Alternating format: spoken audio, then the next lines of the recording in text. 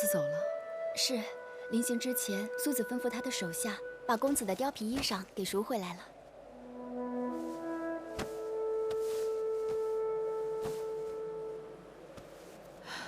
苏子救我和继儿于危难，并为我们请医买药。苏子说：“世态炎凉，万物刍狗。”他让我们好好照顾夫人和公子。他说，若有什么急需，我们可以去黄金台找他。亏得魁姑没有看到我等的遭际，否则岂不让他心碎？那个米音简直是个邪魔恶鬼，定不得好报。香儿，你可去打听了，那米音是如何到的燕国？打听了，苏子的手下告诉我，当年在楚国，因为公子歇逃婚，米音的婚事搁浅了多年，变得高不成低不就。那后来呢？后来米音嫁到燕国，本来是想做燕国王后的，可是没想到齐国趁火打劫，从中插了一手。那米音千里迢迢嫁到燕国，还没做成王后，却险些做了乱刀下的亡魂。再后来，她就遇到了那个做了多年官夫的郭伟。当时的乱象可以想象，郭伟依仗秦国和赵国的力量平乱，又被燕王拜师拜相，定会让米音不顾一切地投入他的怀抱。而米音楚国公主的身份，也让郭伟倍感荣耀，因而对米音百依百顺。怪不得那个米音敢如此嚣张呢。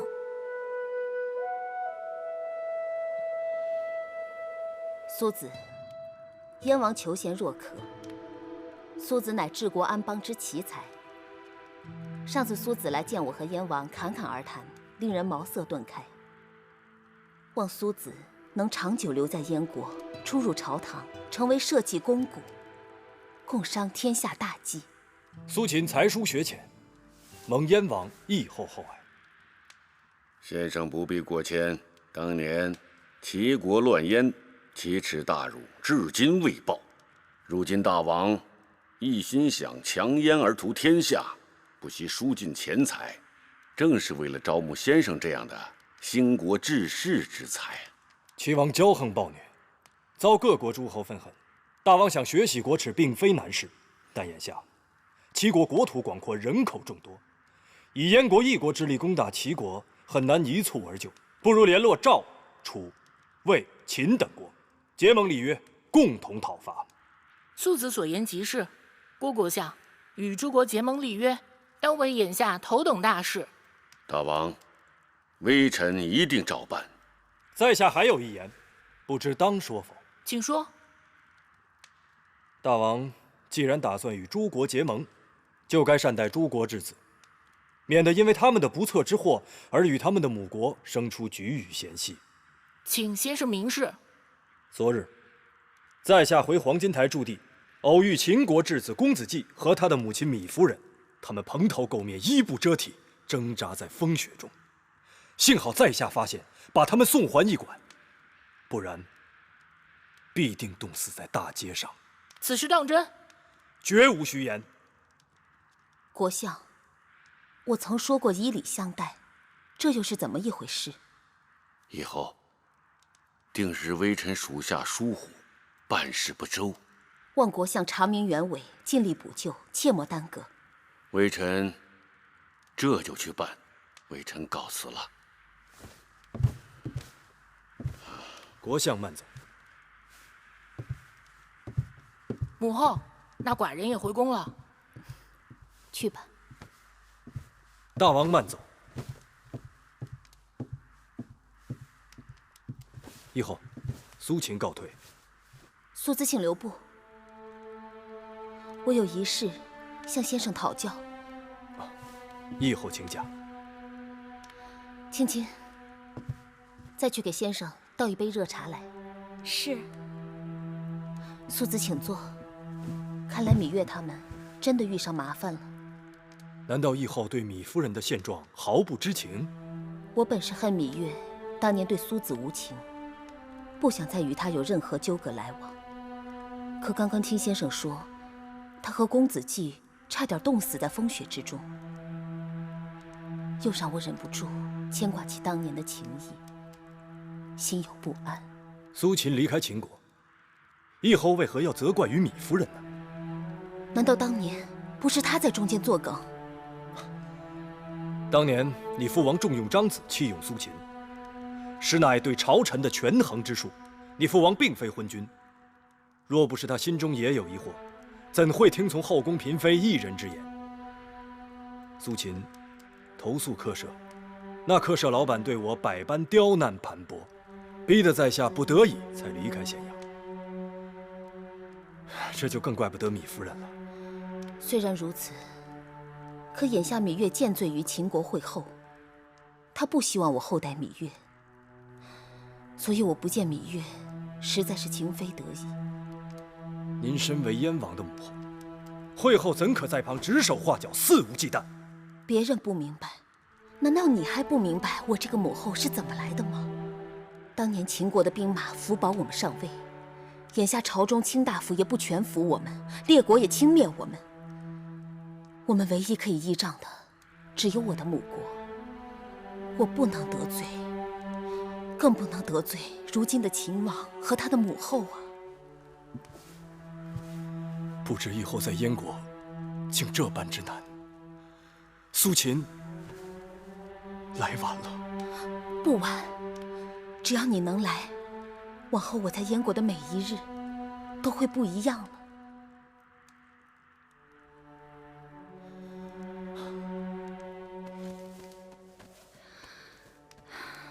晦气的燕国，一年到头满眼的冰雪，能有3、5个月的春色就不错了，弄得我寒气上身，骨头整日酸痛。夫人定是操劳过度了。这么大的相府，万事全仰赖于我，我若不斟酌计较，劳心劳神，谁来操持？夫人说的是。就这么还有失手的时候。那日，我满心以为那个贱货被我赶出黄金台，定会毙命于大雪之中。谁料竟被一个好事的家伙搭救，捡回了半条性命。竟有此事！一个叫苏秦的东周世子，胆敢坏我大事，原本想让人给那家伙点颜色看看，可下边人说他是相爷新寻到的宝贝，动不得他，真是气死我！相爷今日回来的好早啊！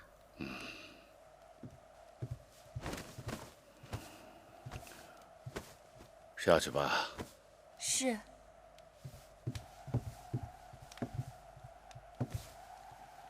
什么事啊？进门就冲我耷拉着脸。夫人，你与那秦国质子有何过节？一定要置他们于死地？相爷的话真好笑，我与他们有何过节？明明是相爷上次回来提起秦国会后来信，说让咱们不必善待他们，让你为难得很。我可曾让夫人帮我的忙？相爷既然有难处，妾身替夫君排忧解难，有何不可？大胆！你一个妇人，不在府中好生料理家务，竟然自作主张干预朝政。妾身哪懂什么朝政，只是看夫君作难，帮你一把。谁料好心当成驴肝肺，竟招来你横眉立目。好，既然我犯了大罪，那你治罪好了，要杀要打全由你。反正你是国相老爷，杀了我一个楚国公主，也可以让你扬名天下了。夫人，坐。好了，夫人，反正你是看我样样都不好。若这样，赶紧把我送回楚国去。哎呦，夫人，你说哪儿去了？我怎么舍得把夫人送回楚国呢？啊？哎呀，哎呦，夫人，快看，今日有人呐，给老夫啊送来了一只金钗，一只鎏金凤钗，这金钗是实打实的货色。凤钗虽是鎏金，但做工精巧，美轮美奂。老夫知道夫人对这首饰见地独到，所以啊，特地把它们带回来，与夫人共赏。啊，夫人，这2样东西可好？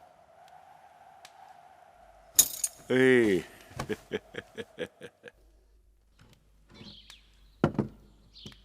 黄金台之事已经查明，是国相夫人所为。我记得国相夫人也是楚国的公主，难道他们相识？我询问过一些人，没有人能说出所以然。若不是他们曾经有过节，那国相夫人的所作所为很有可能是国相的意思。你为何不明示国相，不要难为芈月母子？你真以为燕国的大权在我和侄儿手上吗？名义上侄儿是燕王，我是燕王之母，可实际上朝堂的政务还不都是郭伟一手包揽。我若因为芈月公开斥责他，与他有了嫌隙，那朝堂上就无人可依仗，岂不因小失大？照夫人这么说，事情就难办了。眼下对芈月他们来说，一碗热粥比一箱珠宝更为紧要。或许不用我们出面，就有办法可以帮到他们。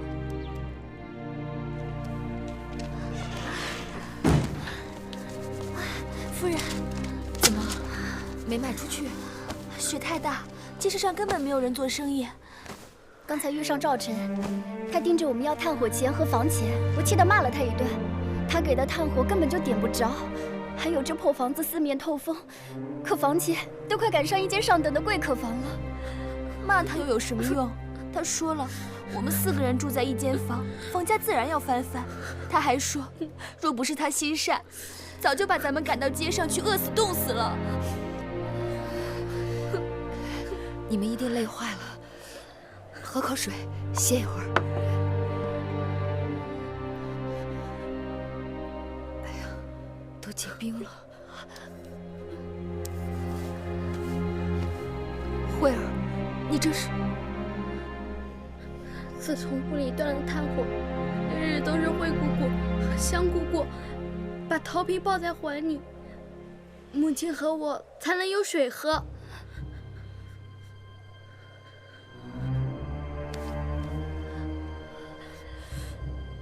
这样不行，若是雪再不停，我们就只有等死了。夫人，除了这些书简，还能卖几个钱？我们已经一无所有了。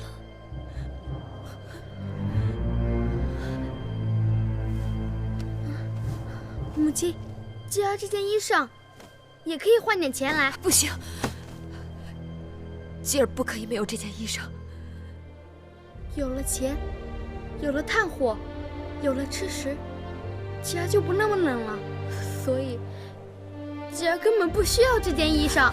公子啊，万万不可！要不是那好心人搭救，你可就没命了。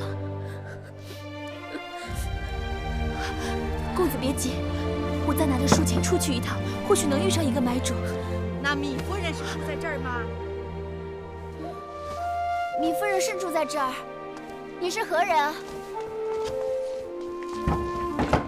哎呀，可算找到你们了！来，进来，进来。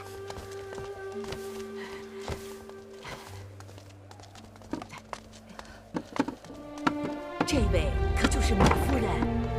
是。老身是西市的牙婆，人称五婆。婆婆免礼，不知婆婆找我有何事？是这样的，那个陶隐，陶老爷，前些日子偶然在夫人的女婢手上买到了几卷《诗经》，欢喜得不得了。今日陶老爷亲自找到我，无论如何让我来叨扰夫人。这是陶老爷让下人送来的竹简，烦劳夫人为他们家抄录一份婚姻礼仪方面的试婚礼。这个是半担粟米，这个是一担炭火，还有些许钱。来，夫人。书上。试婚礼抄好后，就送到陶老爷家。陶老爷还答应了送2匹帛、6斤肉为礼。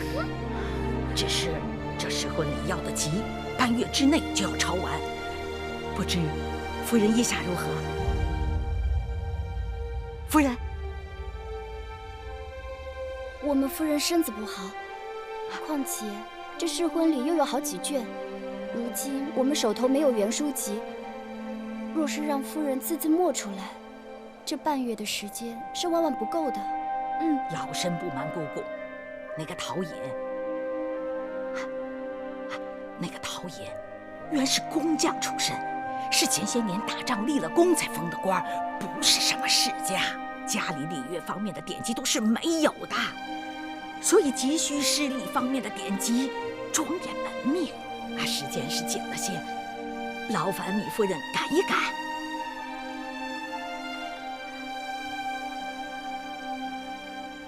要不我去找陶寅商量，再加点礼，如何？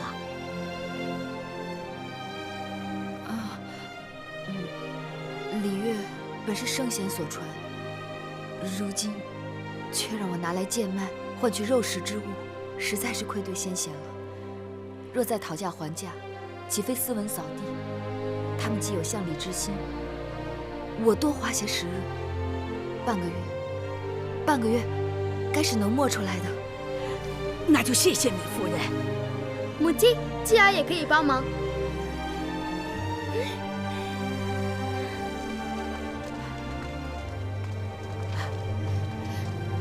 夫人留步，老身告辞了。谢谢火少爷。哪来这许多礼数啊？帮你们就是在帮我自己。陶寅说了，以后家里的所有典籍都有劳夫人抄录，夫人以后有的忙了。行，半月之后我再来驿馆找夫人。好，告辞了。谢谢婆婆，谢谢婆婆，慢走。笨蛋淑米，一旦炭火，抄好后还有2匹帛、6斤肉，有许多典籍要抄，母亲和我有的忙了。是啊。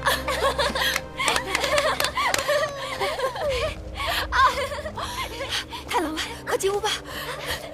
又有柴米又有肉，福气真不错。是。那陶寅出手如此大方，给我查查是个什么来历？小的查过了，是个粗人，没有什么背景，当年还得过国相的好处呢。我想法子让人去打个招呼，不幸他真的敢与国相府作对。夫人，今日一早，国相爷派人来过驿站，询问过秦国质子的情况，还带来些衣食财物，小的心里没底。夫人您看，国相爷的心思我最清楚，他那是面子上敷衍一下，做给别人看的。你就照我说的去做就行了。小的明白了，只是那些东西和钱财，你自己留着吧，好好干，不会亏待你。是，要是搁在一般人，经过这几番揉搓，早就成了枯木死灰了。可是这芈月，那贱人运气太好，一不留神就死灰复燃。看来那驿馆过于招眼了，不可将他继续留在那里。该怎么办？小的全听夫人的。欲毁其人，先摧其心。驿馆是世子贵人留宿之地，他不配。把他从驿馆里赶走，他不是尽管破衣烂衫，还撑着夫人的脸面吗？让他沦落街头，沦落到最下等的匹夫走卒之中，把他踩到烂泥里去。我一定照夫人的话去做。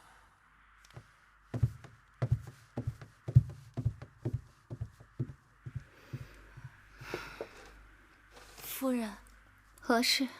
灵儿担心。担心什么？担心相爷。既然米夫人，那个贱人，已经沦落至此，再无翻身之日，夫人何苦再劳心劳力？不妨由她自生自灭，免得让相爷知晓，心中不喜。他喜与不喜关我何事啊？我喜不喜才是要紧的。那个芈月，她活在世上一日，我就不喜一日。更何况，那秦国质子也是相爷的烦心之事，最好无人与他提及。眼不见为净，耳不听为清。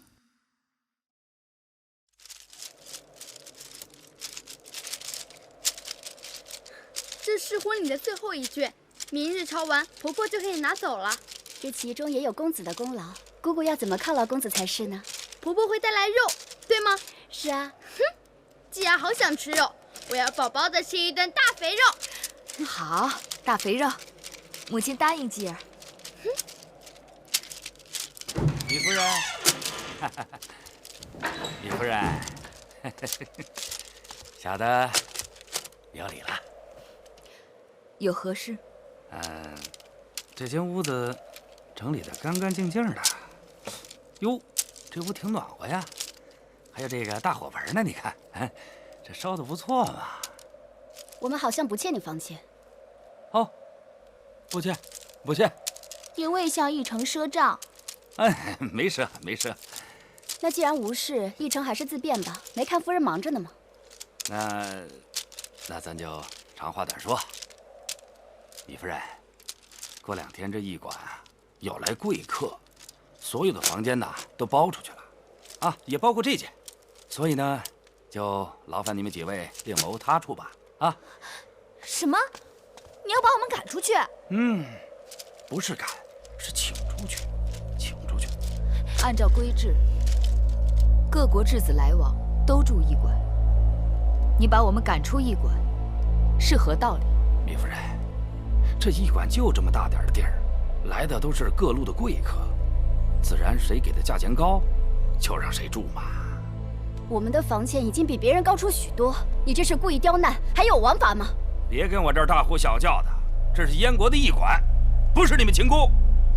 论王法，我比你清楚，跟你们打声招呼那是客气的，若不知趣，愣要纠缠，休怪我赵臣翻脸无情。你知道了，容我们再住几日，收拾东西。哎呀，你们这是叫花子搬家，哪有什么东西可收拾的啊？我们交了房钱，日子还没到呢。那就赶快吧。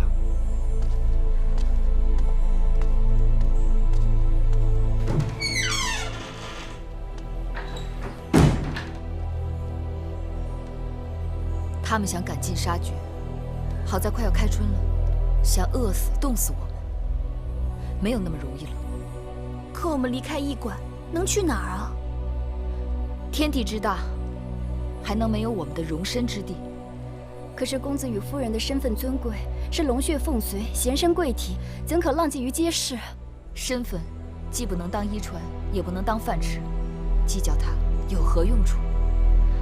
堂堂正正，德配天地，自然尊贵。母亲，季儿早就受够了这一城的恶气，离开这儿，我们不受他的管束，反而活得更畅快些。季儿说的有道理，可是离开了这儿，我们就离燕国王宫更远了。那要是大公主再找我们，我已经不指望大公主了，还是靠我们自己吧。母亲，你放心，还有我。舅舅说过，要我帮助母亲，我是母亲身边的男子汉。好孩子，季儿真的长大了。可是，舅舅他在哪呢？他能来帮我们吗？你舅舅，小然，只怕他也很难。魏将军，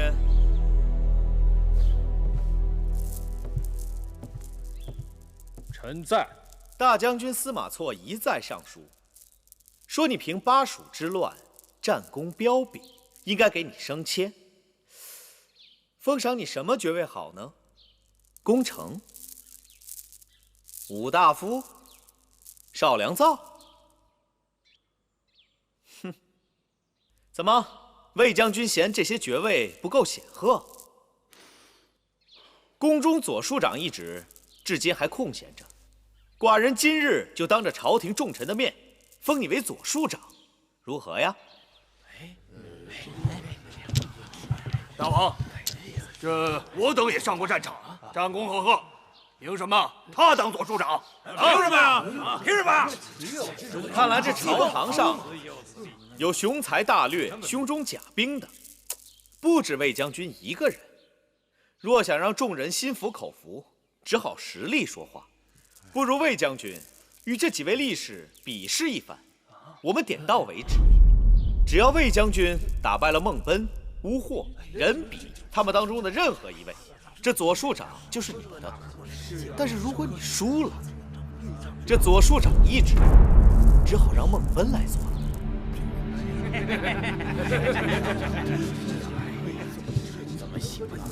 大王，魏然乃军中战将，并非屠牛之夫，这搏击之术，并非他所擅长。司马将军错了，大敌当前，我秦军将士个个应该身先士卒，杀敌陷阵。如不能带领部下真刀真枪的与敌搏斗力拼，又如何能够服众呢？大王英明。哎，那个魏将军，你是动手啊，还是不动手啊？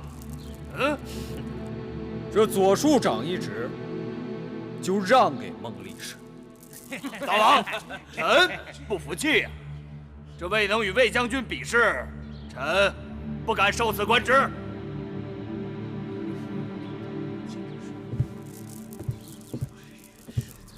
大王，此事荒唐，不可。楚离子，大王自有大王的道理。对呀，有什么不可？王叔，寡人让部将比试武艺，秉公任职，无偏无私，还是一战定功名吧。大王，大王！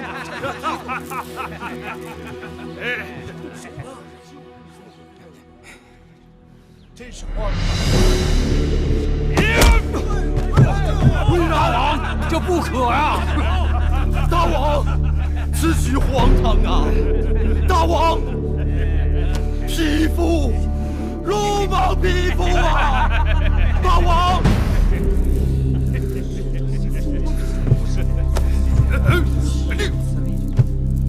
臣请卸甲归田，免受匹夫之辱。司马将军，切不可意气用事啊！既然输赢已定，比斗到此为止。寡人言必信，行必果，封孟奔为左庶长。谢大王。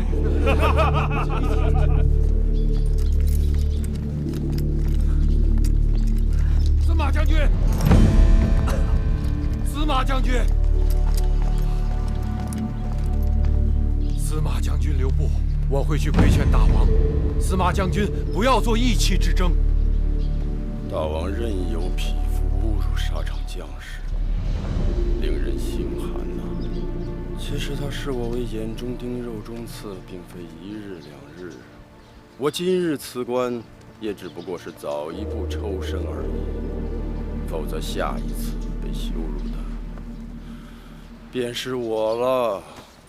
司马将军，您是先王托孤重臣，若先王有知，看到今日场景，只怕会死不瞑目的。楚离子，我只问你一句：你当年在先王面前用尽心力，百般劝说，就是要保这个太子。如今这样的大王，这样的大秦，你可有后悔？你明知道我的心思，我……好了好了，不说了不说了。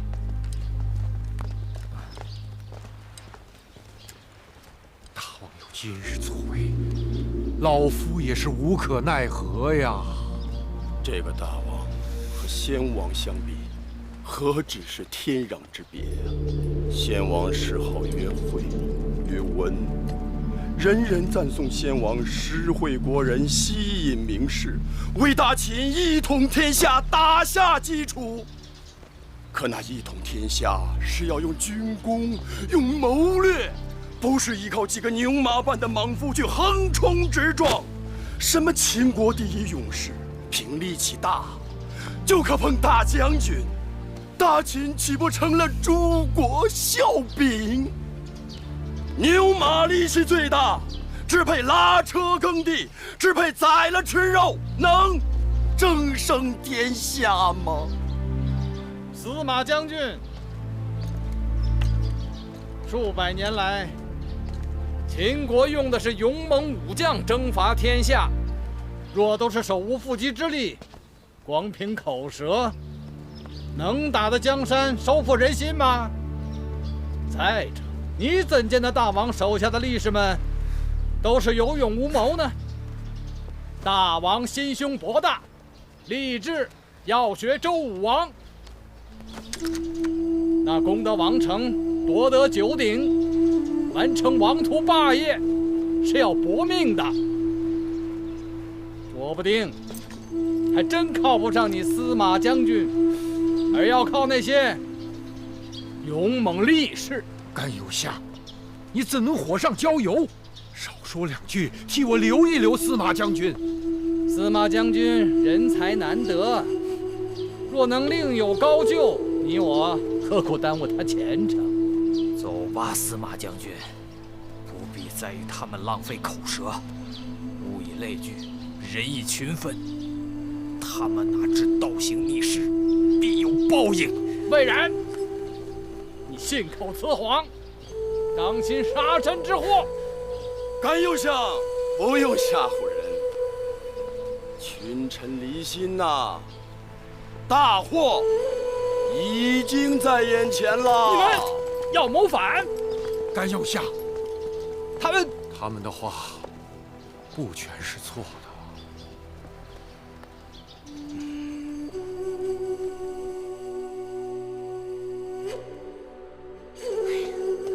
说好了是半个月的，这都过了多少时日了？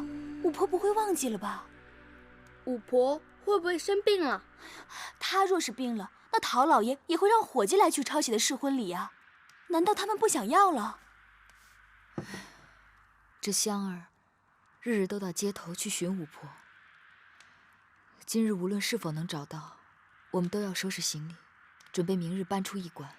可是我们能搬到哪儿去啊？这炭火没了倒也罢了，反正马上开春了，一日日会暖和起来。可是我们的黍米都已经吃完了，就连烛火都快点完了。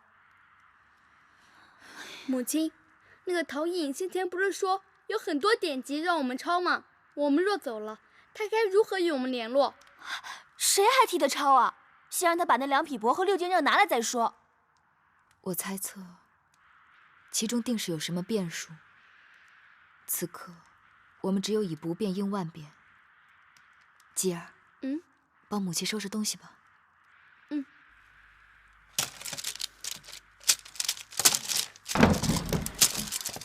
香儿，找到人了吗？那不是婆婆，婆婆来了。慧儿，倒水。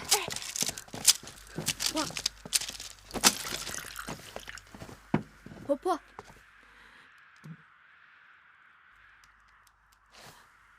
糜夫人，婆婆，我们日日都在等你，你怎么此刻才来啊？香儿，你们是如何碰上的？你们以为我在哪儿找到的巫婆？就在驿馆门口，她定是转悠了好久，见到我反而掉头就跑。糜夫人，巫婆，我对不起你们，我对不起你们。巫婆，看来你是遇上难事了，不妨说出来。糜夫人，前些日子我不是带着下人来吗？让夫人抄录试婚礼，可回去不到10日，那个陶尹就派人来知会我，说他改主意了，让你们抄的试婚礼他不要了，无论过去承诺过什么都不算数了。当然那些柴米、定金他是不会要回去的，只是答应的其他东西，2匹帛、6斤肉，想都别想了。这个陶冶怎可这样言而无信？既然陶冶食言，婆婆就该早来知会我们。哎，只怕有些事情，也不是她一个小小陶冶能做主的。糜夫人，我是想来知会你们的。我来过驿馆，可是被那个可恶的驿丞赶了出去。他说不许我再踏入驿馆一步啊！这个天打五雷轰的赵臣，谢谢巫婆告知我们实情。你若今日再不来，只怕日后也找不到我们了。你们要搬走？这驿馆已经容不得我们栖身，明日我们就要另寻落脚之处了。不知可有了去处？不瞒糜夫人，房舍租赁买卖，我们这些牙婆是行家里手，但是街头市井之地是那些贩夫走卒群聚之地，你们都是贵人，岂不是委屈了？当日舜也做过农夫，傅说也当过筑墙工匠，巫婆若能相助，我等定会感激不尽。包在我身上了。夫人，您请，您请。夫人，您应该是知道了，咱们这蓟城啊是东贵西进，东要西市。这西市既有野车卖浆之贼，也有偷鸡摸狗之徒。夫人，您可得多担待点啊。巫婆到了没有啊？到了，前面就是了。我们已经看了2家了，第1家都是下酒楼的卖艺人，第2家鸡飞狗跳都是摆摊贩的。我们夫人要求可不高，一是要清静，2是不要过于局促狭小，3是不必多说了，能清静就已经很好了。夫人放心，这一家是最好的，既清静又宽敞，保夫人您满意。夫人，到了，就是这家。甄嫂，甄嫂，就在这儿。甄嫂，甄嫂，开门！甄嫂，你们找谁呀？这屋里的主人。石头，这院里无人，只有鬼。别胡说！石头，回家。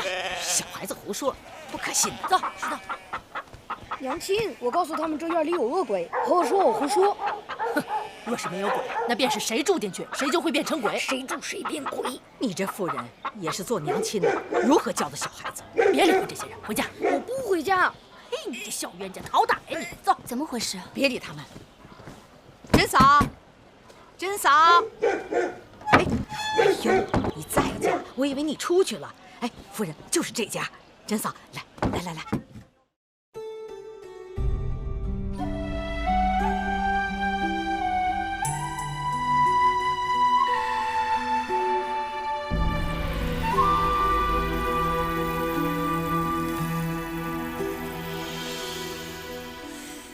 繁星如许，明月如初，前尘往事从何起数？心有情丝万千束，却生得一缕孤独。春花开谢，秋草又枯，盛衰荣辱，如何细数？泥水暖，为谁寒？换不回一人如故。尝尽悲欢离合人间苦，却怎么咫尺天涯陌路？去心诉，痴一度，去情再相负。愿为你平静柔情傲骨，望尽相思红颜凋零处。我只愿与你朝朝暮暮。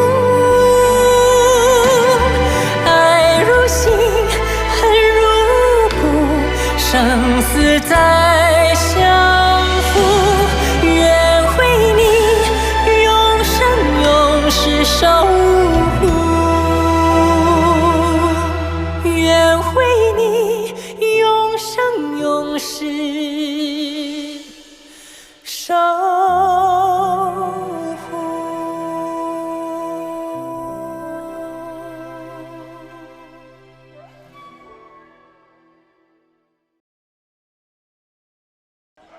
珍嫂，哎，珍嫂，要再家，我以为你出去了呢。夫人，就是这家。珍嫂，来，我给你带客人来了，租你的房子啦。夫人，请进，来呀，来，您到这边看，来，快，这边，您看看。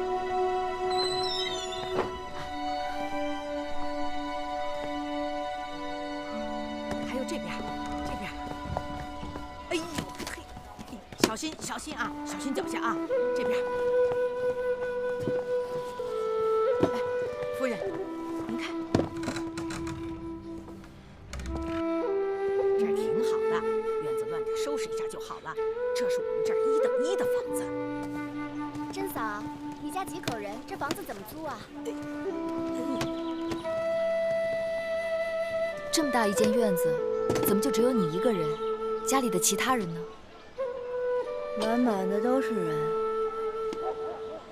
公婆、老儿、大伯、小叔，满满的睡觉。夫人，不瞒你说，他们家的人都死了。他大伯原是军籍，后来战死军中。她在军中的丈夫也死了。她公公为了让小叔子活命，自己去从了军，再也没回来。后来齐国人来了，把他小叔子也打死了。她可怜的儿子病死了，婆婆呢也饿死了。像她此刻这样，也是在等死。夫人，这种地方怎么能住啊？如今天下太平了，不打仗了。我不是牙婆吗？我就看着珍嫂可怜，想着能不能找点客人，把她这个房子租出去，多少赚几个钱糊口。她只是有时候糊涂，其实人挺好的。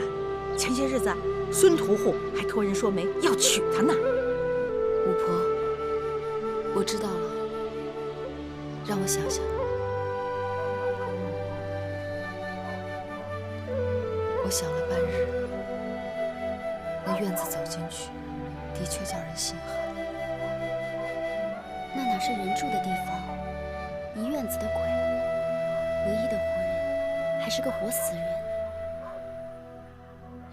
那我们不租那儿了，再到别处找找。不是租不租那院子的事，而是那稀释、致塞人的气息。我好像突然领悟了，他们为什么要把我们从医馆赶出去。他们不仅要我们冻死、饿死，更要我们的心死，要我们即使有一口气，也要如同行尸走肉。稀释虽贫贱，可比贫贱更恐怖的是巫王。我在想，我和继儿和你们会不会就此泯灭在那儿？夫人，我一路想，一路回到了医馆。我要问问继儿，问问你们，我们的命是否能强过那些市井之人？进门时，恰巧继儿在念孟子告子夏。天将降大任于斯人也，必先苦其心志，劳其筋骨，饿其体肤，空乏其身，行拂乱其所为。我明白夫人的意思了，我们收拾东西，明日搬家。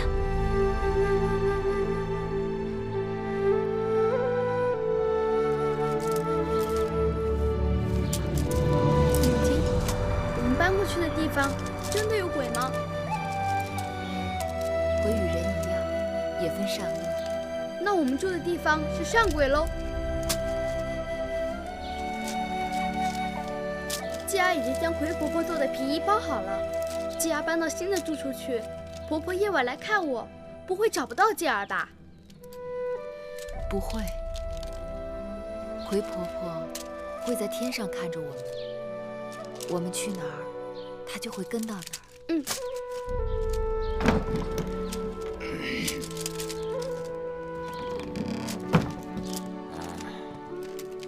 本议程来。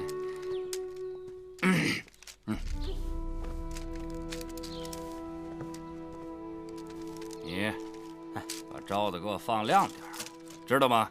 哎，这驿馆人杂，也许有人趁着搬家之际，顺手牵羊呢。是。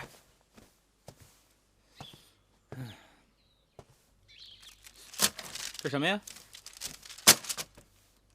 哼。公子，刚才夫人与公子说，鬼也分善恶，公子可见过恶鬼？公子在屋里好好找找，眼前就有。哎，我找到了，是他！哼，枯骨死草，没几天了，就剩下嘴硬了。给我看着。是。哎，来，夫人进来。珍嫂，珍嫂，我们来了啊！宝儿，是宝儿，是宝儿。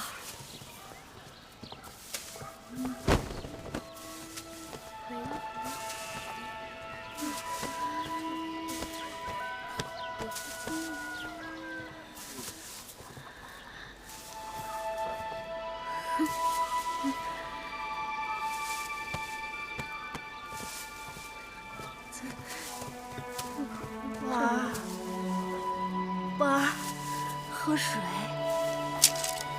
多谢大嫂，我叫银记，你可唤我记啊，我不叫宝儿。你就是宝儿！宝儿，公子，珍嫂，手松开，放开，松开！姐，没事，你就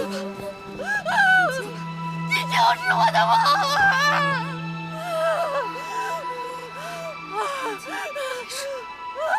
没事情。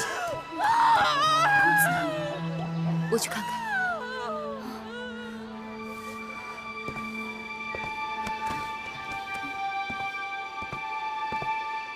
宝儿，娘来了，我要吃不吃？啊，宝儿，宝儿，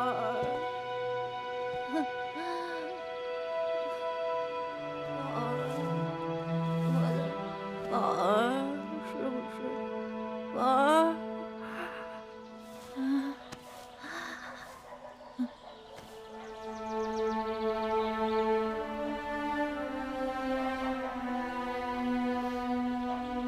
宝儿是你的儿子。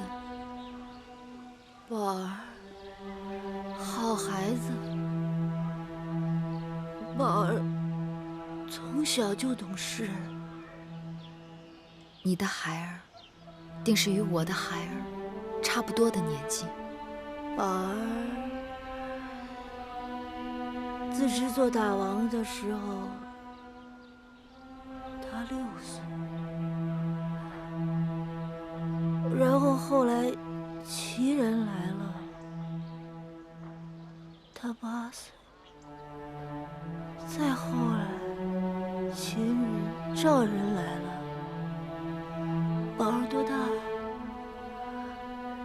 宝儿多大了？你告诉我。宝儿病了，然后我抱着他。宝儿定是个好孩子。然后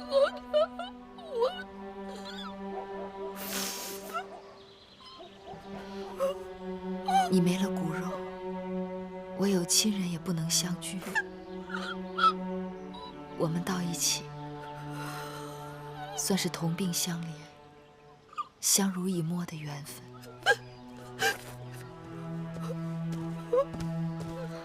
母亲，母亲，既然饿了，宝儿，宝儿，这有吃的。宝儿，这不行，宝儿，娘有粟米，娘给你做啊。娘，那你去做。娘有粟米，我去做啊。宝儿，母亲，这位大嫂有点怪异，她是不是得病了？她是患了思念儿子的病痛。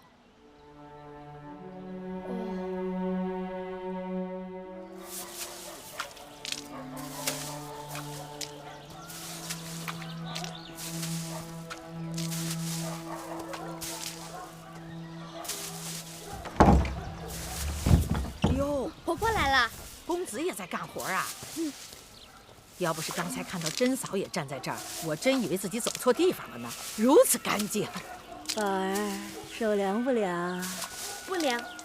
宝儿好孩子，懂事。宝儿好。甄嫂肯说话了。懂事。难道她以前不说话的？自从她的儿子宝儿病死以后，她整天只跟屋子里的鬼魂说话，除此之外便不肯开口。五婆来了。哎，你家夫人呢？在屋里呢。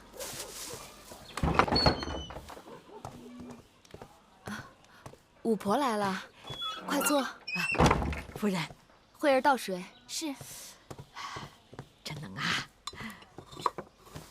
米夫人，你们可真是贵人呐！无论到哪儿都给哪儿带来了贵气。你看，连好几年不开口的甄嫂都和我们说话了。五婆才是我们的贵人，让我等有了片瓦遮身、立锥之地，芈月敏感不忘。哎呀，米夫人，老妇是心中有愧，若能折些罪过，倒也好。哎，米夫人，这些衣物可是宫里的东西啊。这虽然旧了点儿，但料子和针线那是上等的。五婆眼力过人。说起来，这些旧衣物还真不如一件可以挡风御寒的粗布衣裳实用。夫人哪里知道啊，这些针线手艺呀，是能赚钱的。不知这些女工是不是夫人身边的人做的？婆婆的意思是，这针线可换衣食？岂止是换衣食啊，能换上等的衣食。不瞒婆婆，这些针线是我一个亲人亏骨，我的一个已经离世的亲人做的，但也有一些是我自己做的。若真能换衣食，那自然是再好不过了。原来米夫人，你也有这样的技艺啊！要是让夫人出卖针线，未免过于降尊临卑、居高就下了。我们此刻的处境，婆婆应当心里有数。举步维艰，几近山穷水尽，何况能自食其力，比仰人鼻息、寄人篱下来的硬气。既然夫人如此洒脱，那老身就直言了。在这燕国，除了宫中显贵、富豪世家，很少有人寻求礼乐典籍的。夫人的抄录生意虽然时不时有，但未免清淡。夫人不知，眼下燕国呀，这有了几日太平的日子，财主嫁女娶亲，权臣送礼作寿，在继承那是日日都有的。好的针线，就是好的面子呀。看夫人您的技艺，盖世无双。凭这针线，只怕你活多到接不过来，还愁吃穿用度嘛。谢五婆指点。若这真是一条出路，那还要请五婆帮忙招揽生意。只是芈月有一事相求，请五婆在外，最好不要透露我们的来历和身份。夫人放心，这个自然。以后怎么样？芈月他们有消息了吗？左大夫告诉说，自从国相的手下去陶尹那边传了话，陶尹就不肯再帮忙了。因为您曾经有话，不要提及这是宫里头的意思，左大夫也就不好再强求陶尹。芈月他们被赶出驿馆后，有人说他们好像搬去了西市，奴婢几次托人前往西市打听他们的去向，都杳无音讯。西市乃引车买将卑微之地，搬到那里栖身，岂不玷污了王家身份？更何况他们是秦国质子，对继承人生地不熟，离开驿馆，他们该如何活命啊？是啊，芈月他们这次真的难了。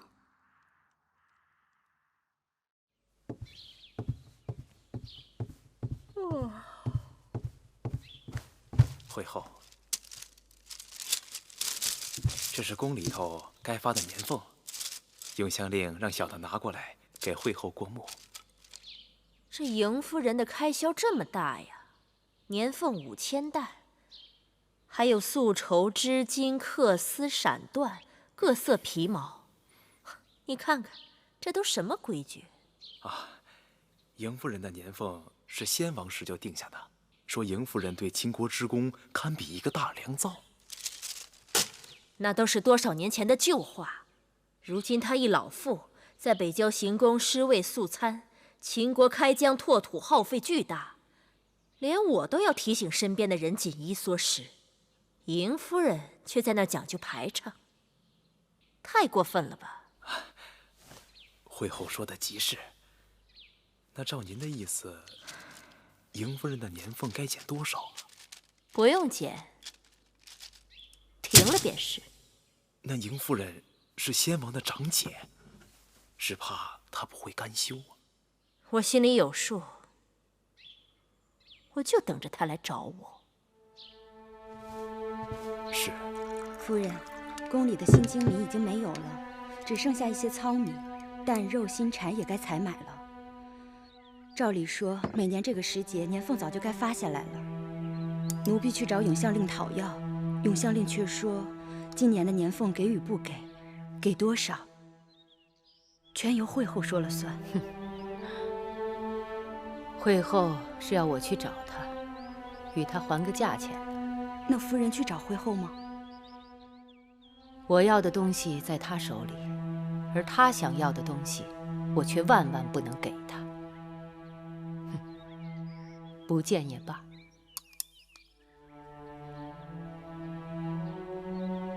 我知道，这宫里少不了柴米油盐。春天到了，咱们可以在宫里自己养些个鸡鸭，再在那洼地里种些个麦蔬。夫人，我还没有老到无法夜爬扶犁的地步吧？是夫人。他们都是从小和你一起长大的兄弟，你从秦国回来，重新做他们的首领，应该是得心应手。秦王夺了司马错和魏冉的兵权，要不是他们拼命拦住，我定带人打上朝堂，宰了那个妖妇，还有那个猪狗不如的大王。然后呢？然后就让我的外甥嬴稷做大王。臭小子，我一直以为你只会打仗杀人，什么都不懂，没想到你也会让自己人当大王啊！你以为我来这里干什么？找我借人，去打秦国，杀人呢？对，我可不想像魏冉哥哥那样被困在咸阳东城不得。我被这个恶气憋得脑袋疼。白起，这次你带人马去敲打秦国，每一仗都要声势浩大，不仅要打赢，还要打疼他们。我让你敞开了杀人，这样，你魏冉哥哥重新领兵的机会就来了。我杀人，魏冉哥哥就能重新领兵了。对，只要你闹得秦国边城无一日安宁，到时候他们缺兵少将，顾头不顾腚，他们就会让魏冉出来，重新领兵。这主意和我比起，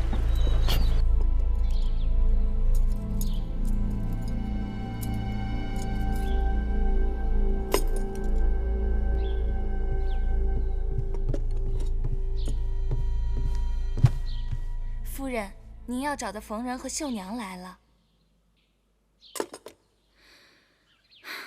这燕国就是这样古怪，春日来了，花儿好像一夜都突然怒放了，生怕谁比谁差了。明日宫中春宴，我是国相夫人，更不能被那些寻常粉黛给比下去。夫人的相貌在宫中已是绝色，夫人新做的桃花绣服一定可以艳压群芳，无人可比。告诉他们，那件桃花绣服做好了，再赶快为我做几件夏衣。这燕国夏日一晃而过，若没有几件花色新鲜、薄若蝉翼的夏衣上身，都不觉得曾有过夏日。知道了，夫人。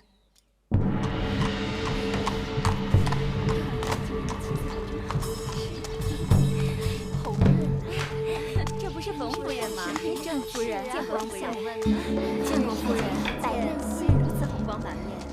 您今日的装扮真是漂亮啊！您真是过奖了。见过夫人，郑夫人今天真是光彩照人呢。夫人这套衣裳真是华美异常啊！您真是过誉了。是啊。国相夫人，国相夫人。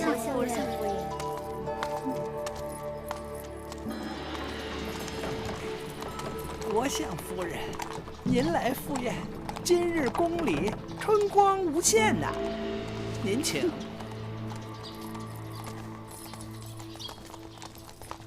齐国对燕国一直是虎视眈眈，企图吞并燕国的国土。燕王决议，联络诸国，结盟立约，共同讨伐。楚王早有与燕国交好之意，所以楚王一收到燕王的来信，即刻派我出使燕国。老夫自知是坐在了火山口啊！燕国国力衰退，我国委虽然没有管仲那样改天换地的能力，但却有一腔耿耿忠心，上不做天，下不愧地。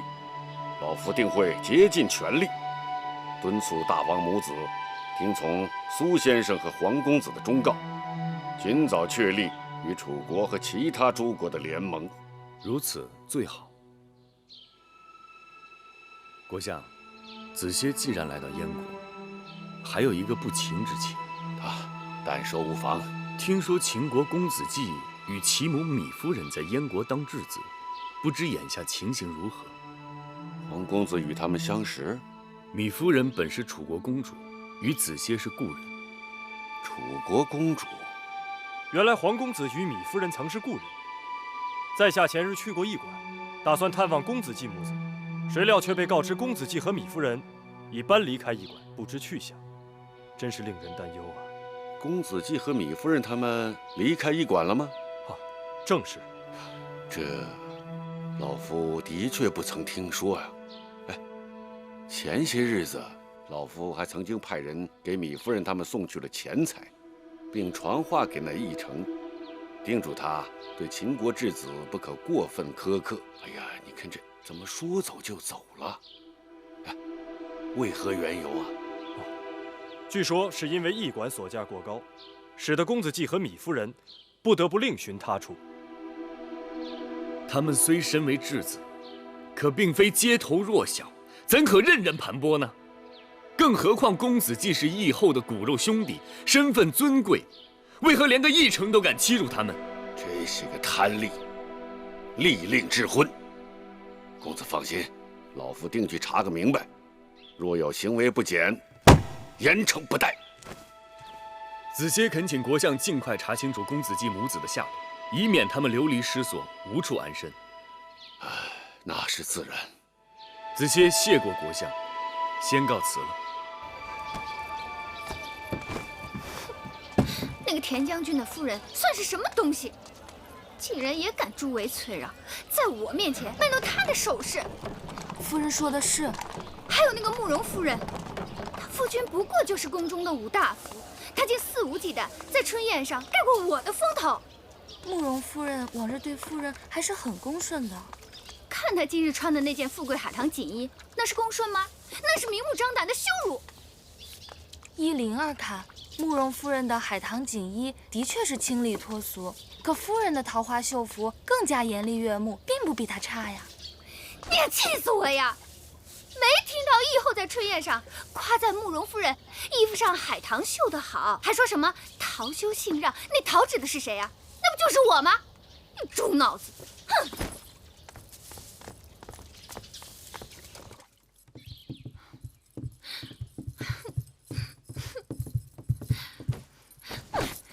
夫人满面春风而出，一脸冰霜而归，是何人招惹了夫人呢？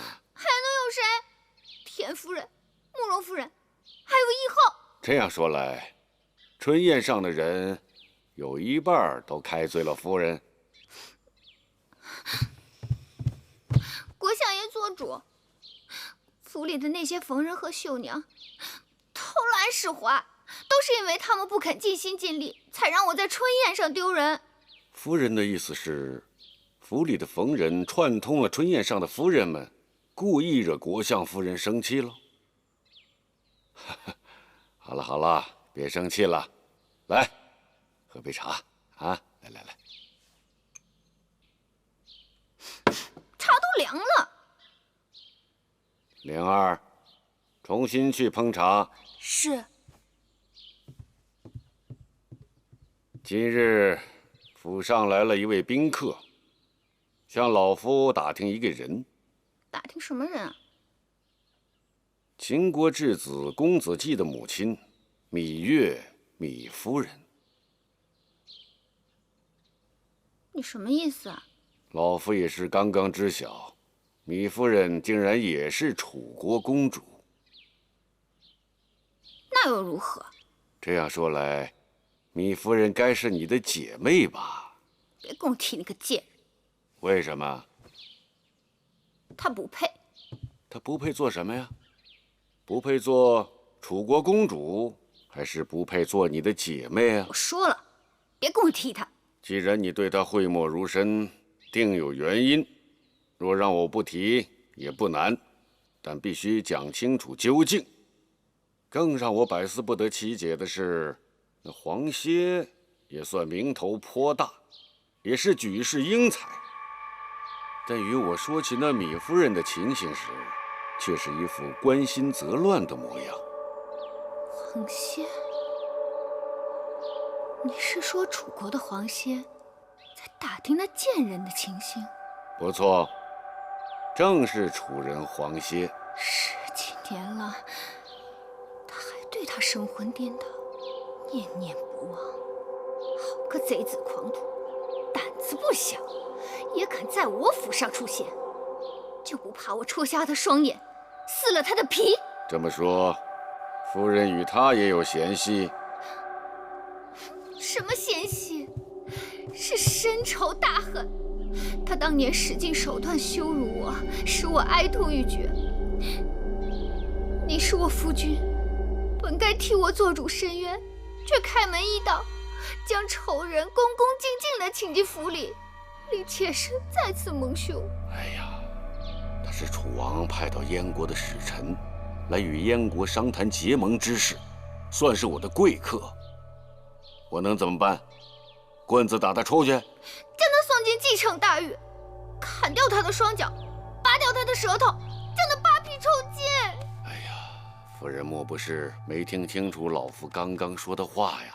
他是楚王派来的使臣，两国交战不斩来使，更何况眼下楚国正打算与燕国结盟。我不管，我要他们死，我要他和那个贱人马上都去死。话已至此，老夫的好奇之心是越来越重。夫人可否告知原委？看一下，看一看啊！这绣活继承哪儿找啊？谁见得到啊？看，巫婆，这双小鞋几钱？10钱，看一下啊！明日啊，我外甥过满月，我看这小鞋送得很合适啊，就是价钱高了点儿。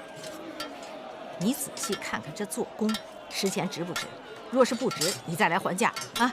这个说的也是，10钱就10钱吧。挺漂亮的。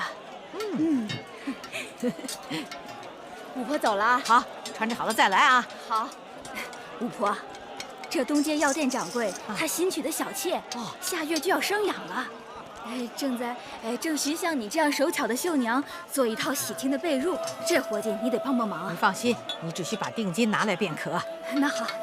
婆婆，这个好漂亮。这块布绣的真是考究，尤其是这花枝，绣得灵动精美。敢问这是出自您的针线吗？哎呦，公子，你取笑我老身呐！我哪有这样好的技艺呀？我是带人家卖的。看看，那这针线该是出自楚国人之手。也许是燕国人、赵国人也说不定。婆婆莫打诳语，恐怕这燕国人都不知道这是什么花。这种花从来没见过。是，好秀气的小花，真是从来没见过。这是杜若，它开在半坡林中，这是只有楚国才有的花草。公子，你买便买，哪有这许多话啰嗦？好，这块布我买下了，多少钱？30钱。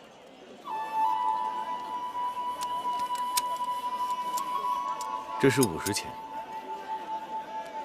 只是求婆婆告知，这针线究竟是出自何人之手？我不卖了，我不卖了，我家里还有些事情，我没有时间跟你在这啰嗦。我说买当然要买，婆婆留步。这50钱请收下。婆婆，在下楚人黄歇，为寻故人特地来到蓟城。若婆婆知晓一二，望如实告知，黄歇必有后谢。哎，婆婆，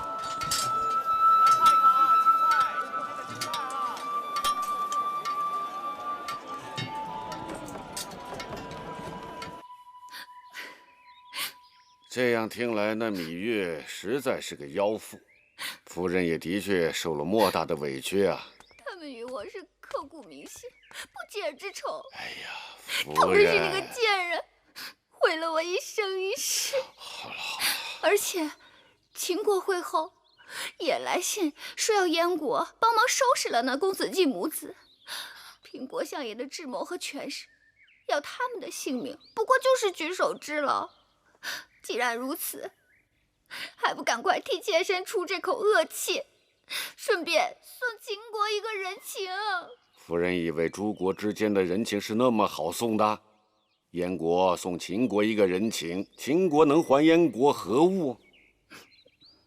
既然秦王母子急于要取公子季母子的性命，这也就是说呀，公子季母子并非可有可无，我们正好用来与秦国讨价还价。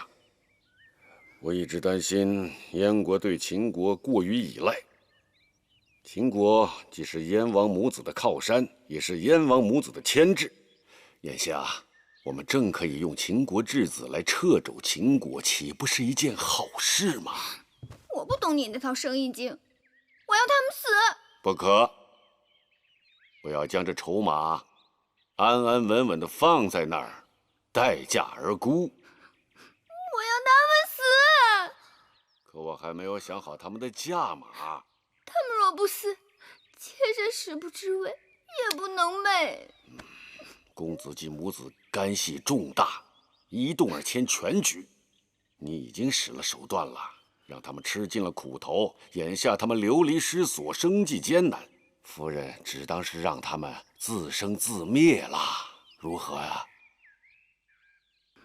说来说去，你还是不肯为我做主。这件事到此为止，夫人该撒手了。我若不肯撒手，又怎样？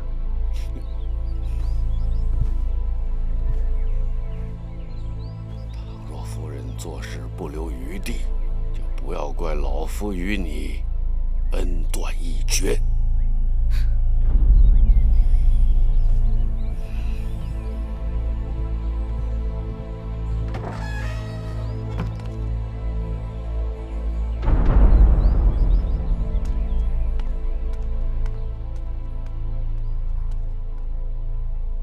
不知大王是否知晓，近来义渠人屡屡搅扰边境，眼下已经深入我大秦腹地，此患不除，人心惶惶，政局不稳呐。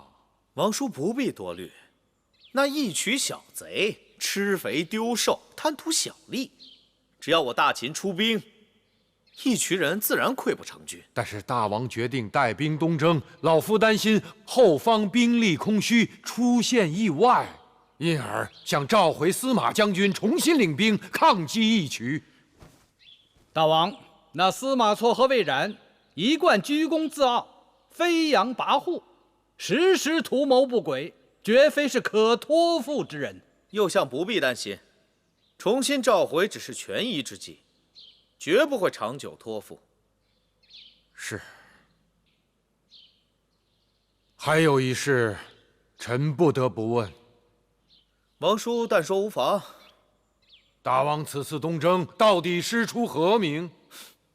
寡人早就说过了，去洛阳看看九鼎。这不可成为出师的理由。为什么不能啊？楚离子，你曾悉心培育大王多年，竟然不知道大王的志向。请右相指教。微臣记得，大王自小就纠缠你我，问周天子的九鼎是何模样？我们都说没见过。周朝没落，那周天子都成了摆设，那九鼎不见也罢。楚离子未免鼠目寸光。大王虽生在秦国，但终身愿望是能够乘鹿车过三川，入王畿，一睹九鼎。什么？右相也要告知老夫，大王兴举国之力出兵东征，难道只为一睹那九鼎之风貌？老夫不信，死都不信。王叔，您说的没错，寡人并非只是看看那九鼎，如此兴师动众的去一趟，未免得不偿失了。寡人准备驱除周天子，入主王城，收九鼎为己用。这样一来，我大秦自然威震中原，四海归心。诸国只能心悦诚服。不可，万万不可！有何不可？弄不好，秦国和大王就要受到天下的讨伐。哼，就算天下诸国都来讨伐寡人，那又如何？寡人要兵有兵，要将有将，勇者之师，以一当十。众爱卿，你们说呢？大王，你就放心好了，大王下令如山，我等一当百；大王一马当先，我等无所畏惧。好，好。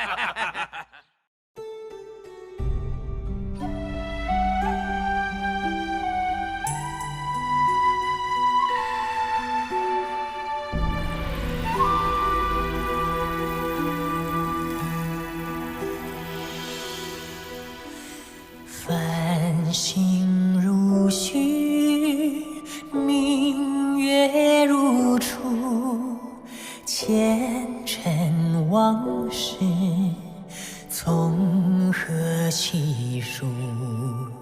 心有情丝万千言书，却剩得一缕孤独。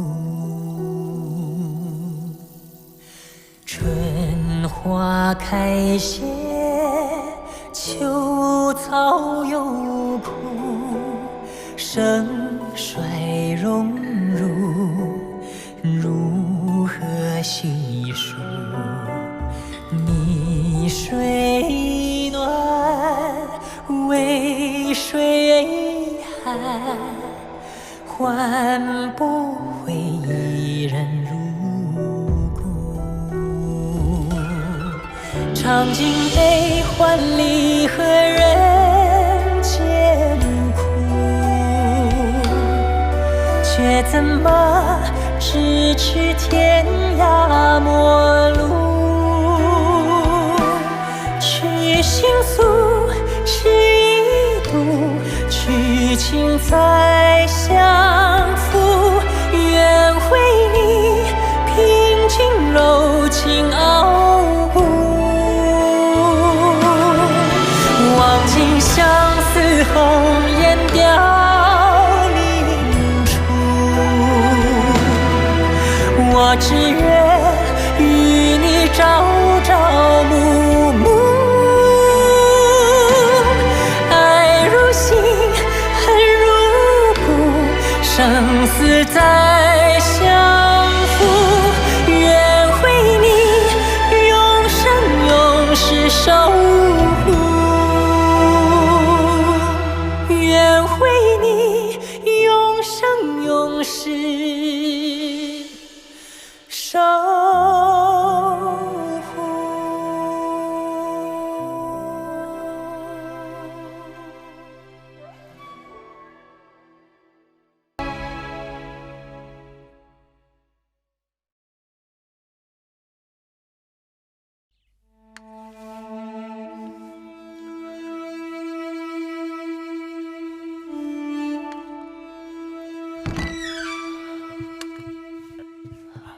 夫人，有瑞，你来了。你说你什么身份？还自己亲自扶犁开荒种地，结果把腰伤成这样。我总不能让咸阳宫里的那个人以为拿住了我而称心如意。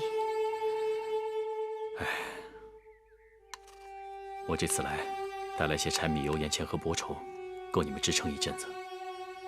以后千万不可再逞能下地了，好好养病。一应所需，我随时送过来。啊！幸亏有你照顾我。如今朝中如何呀？还能如何？宣室殿里坐着那么一个大王，远离贤良老臣，重用小人和莽汉。眼下他又日日闹着要东征呢，迟早有一日要出大事情。不行，我这病得赶快好起来，不然会辜负先王对我的嘱托。夫人，你不可乱动，不可再逞强啊，夫人。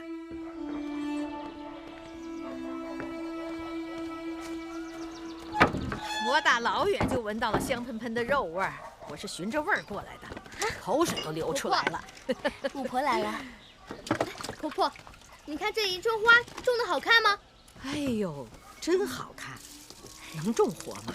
能，这当然能栽得活了。婆婆，今日我们有肉吃，你在这儿吃吧。好啊。甄嫂呢？啊，在那儿呢。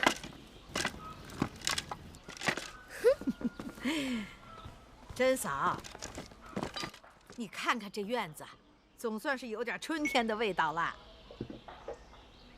宝儿，娘给你做肉吃。你看你那么瘦，你就应该多吃点儿。你说那公子是宝儿？娘给你做肉吃，你多吃点肉，才能长得高。甄嫂，巫婆，夫人请您进屋坐坐。哎哎，婆婆，进来坐。米夫人，香儿，倒茶。哎，哎呀，你们来了以后，这还真像个家了。甄嫂人很好，她把姬儿当成是自己的孩儿一样疼爱。甄嫂也是可怜，她把公子当成了自己的宝儿。想想不免让人有些担心呐。儿女是母亲的心头肉，做母亲最难挨的，就是孩儿没了，可自己却还活着。姬儿，若是能让甄嫂心里头好过些，也是桩善事。米夫人，您真是宅心忠厚，怨不得你的女工这么讨喜。其实这些针线，不少都是由香儿他们帮忙做的，只是绣活由我亲自动手。米夫人，用不了几日，你的女工就会名满继承了。上次你给慕容夫人做的那件富贵海棠的衣裳，让夫人欢喜的不得了啊！她跟我说了，那件衣裳她穿去了燕王宫里，以后见了都称赞的不行。雕虫小技，慕容夫人欢喜就好，登不得大雅之堂。这个是慕容夫人给米夫人的金，这个是那些孩童的衣衫鞋帽换得的钱。若不是夫人手艺好，哪卖得了这么多的钱呢？婆婆为我们穿针引线，倍尝辛苦，这点钱，婆婆拿去喝茶。不，米夫人，使不得，使不得。我也就是跑跑腿，哪用得了这许多酬劳啊？这是婆婆该得的。谢谢米夫人，那老身就不客气了。米夫人，您的手艺虽好，但是在街头巷尾招揽生意，未免过于打眼了。婆婆，这是何意？前些日我在街市上兜售你这些女工，被一个贵公子拦下了。他倒是答应高价买了这些孩童的衣裳，就是让我说出这些女工的来历。我记得夫人嘱咐过，万万不可以在外人面前透露身份。我就匆匆收了生意，才躲开了他的追缠。五婆阅人无数，可看得出她的来头？像个世子。哦，他能一眼看出这些女工来自楚人之手。他说了，他也是楚人，就是来燕国寻找故人的。楚人，他可提了自己的姓名？提了，是楚人，姓黄的。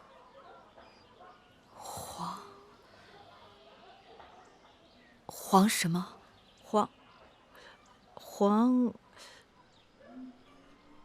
黄歇。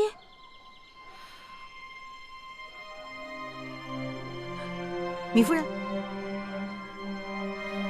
他人在哪儿？只是街头偶遇，又怕是歹人，没敢多说话，所以不知道他落脚何处。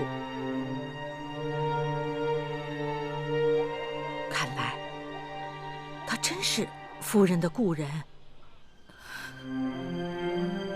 哎呦，那老师真是有眼无珠了。拜托婆婆，尽力去打探，我要见他。好。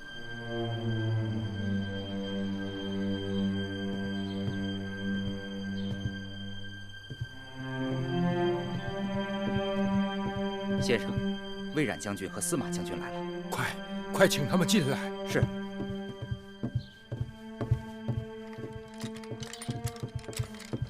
楚离子，你们来了，你们总算是来了。楚离子3番5次派人上门来请，我等怎敢不来啊？老夫知道2位将军心中气恼，我这个王叔也实在是无言面对2位将军。既然如此，楚离子为何还要费这番周折？你等该知晓，大王已带兵东征之时，鲁莽灭列，不时进退。我看着大王从小长大，怎就没看出他自始至终只是个蛮人鲁汉？就算大王疯了，但满朝文武呢？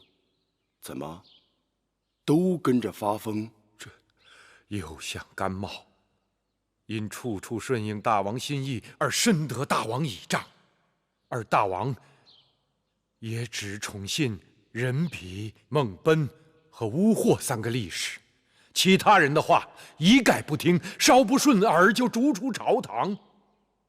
更见那韩魏2国居心叵测，居然门户大开，任由秦国兵马长驱直入。此刻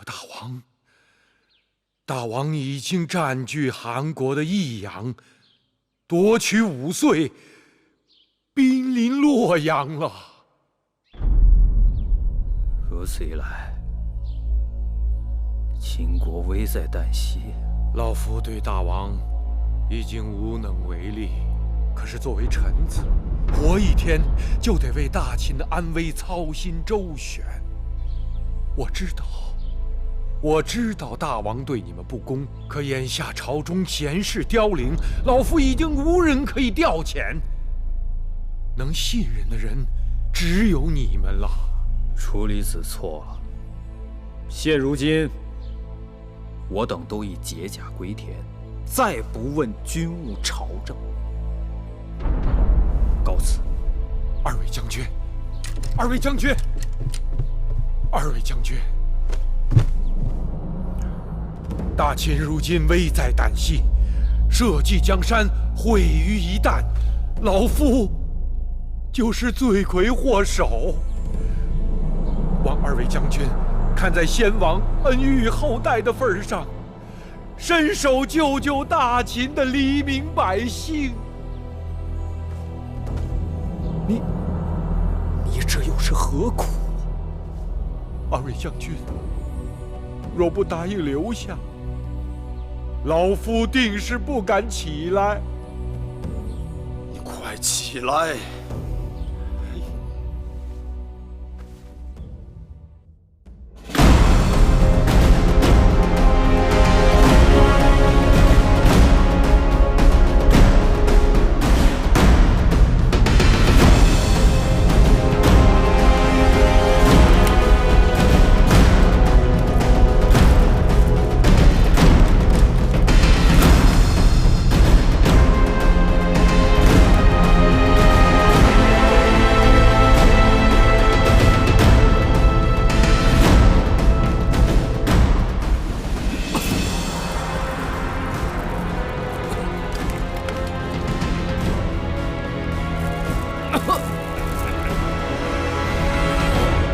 周氏气数有尽，看看那周天子唱得如此张口数语，便知他们时日不多了。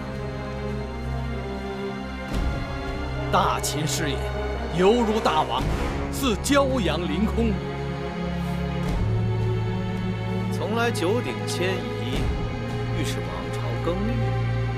今日，寡人就要把这九鼎给搬个位置。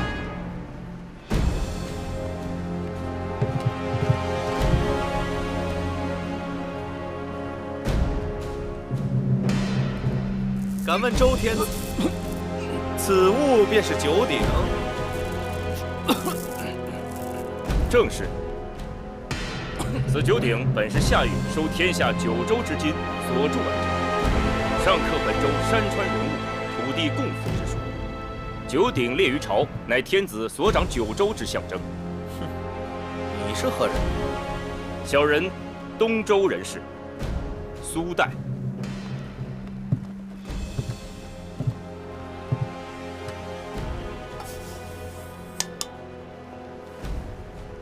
依你们看，这鼎有多重？你们谁能把它举起来？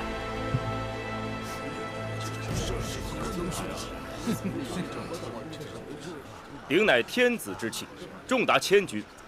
自九鼎铸成以来，除奉天子之命合力抬举之外，凡人岂可轻易举起？哼，笑话！照你的说法，此鼎若非天子之命，别人还碰不得。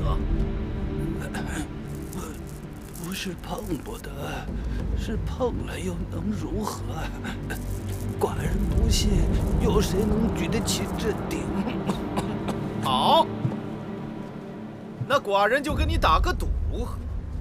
你说无人能举起此鼎，寡人却说有人能举起此鼎。若是寡人赢了，此鼎便是周天子输掉的赌注，由寡人带走，如何？天子不用怕，且看他们举举试试。好，人比无货猛奔。来，你们上前比试比试，看谁先能把大鼎举起。是。此王鼎父王气系天命，想冒犯此鼎之人，先问问自己有没有这个命，小心遭了天谴。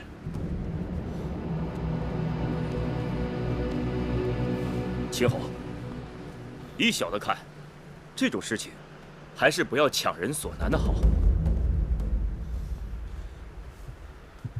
寡人养兵千日，用兵一时，你们3人究竟谁人能举起此鼎？大王，人比不才，想先试试。好。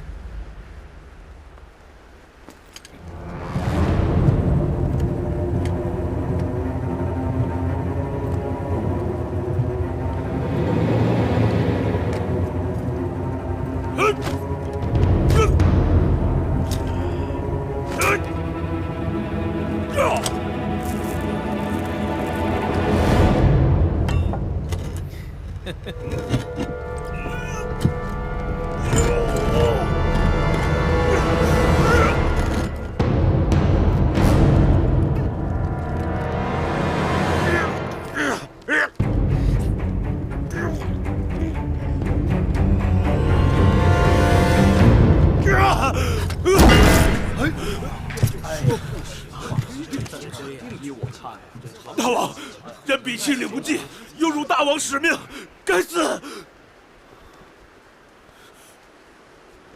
五货，你来。是。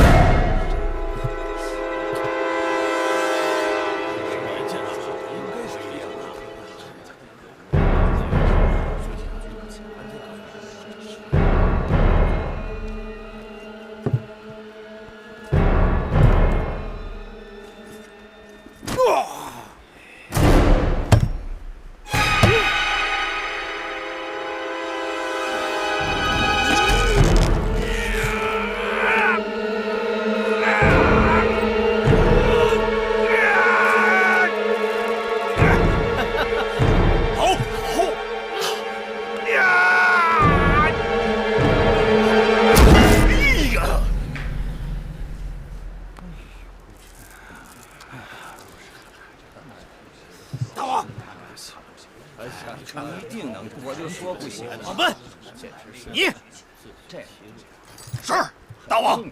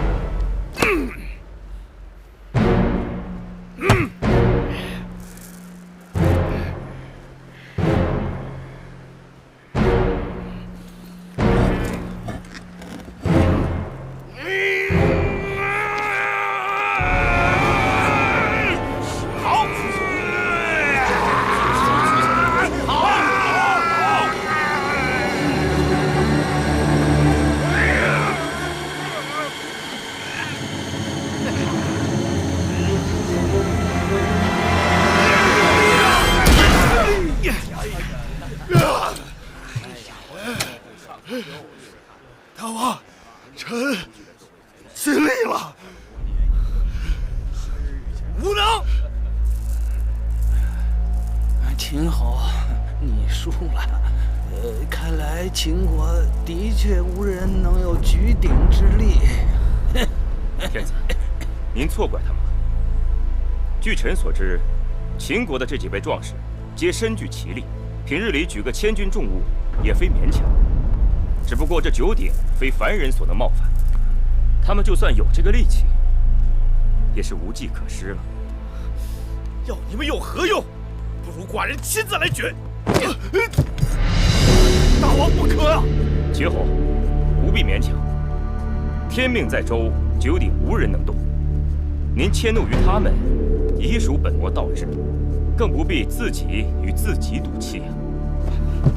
大王！大王！千金之子，坐不垂堂。大王深系天下，不可以身相视啊！大王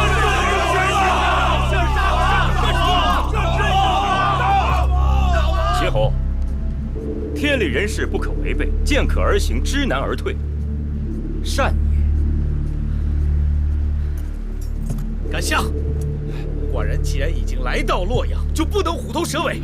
人比他们并非不能举起此鼎，而是心中胆怯。寡人乃王者之身，自有天命。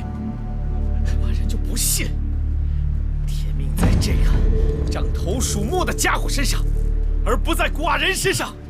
大王，人之以决，不必再言。大王不可啊！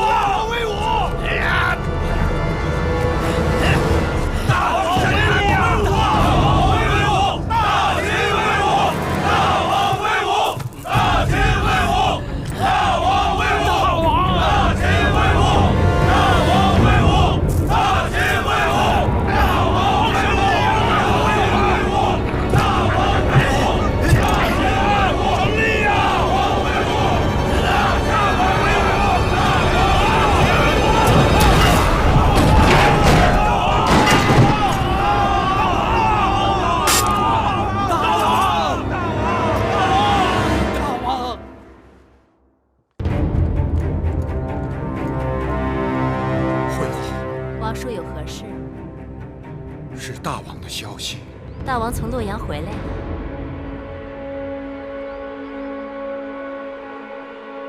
大王怎么了？大王在洛阳举鼎，身受重伤。大王没了。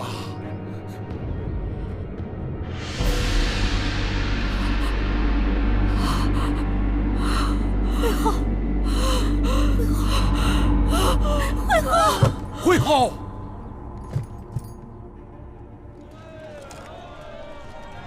新鲜的青菜，开布，米糕啊，新鲜的青菜啊，热乎的米糕。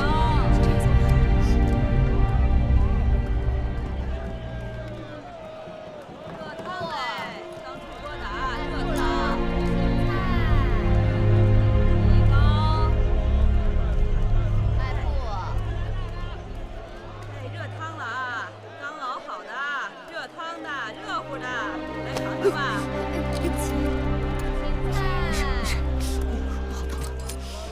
婆婆，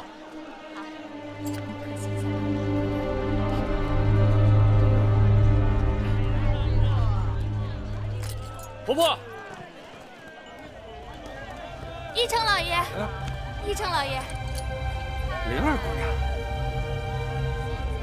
你怎么也在这儿呢？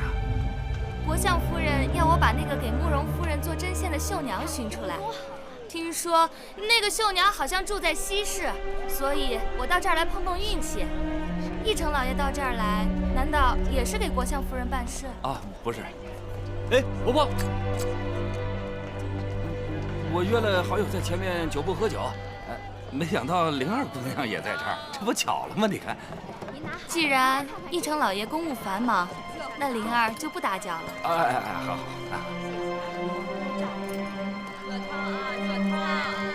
原来你就是那个敢于刀口舔血的义成，皇爷久闻大名，失礼。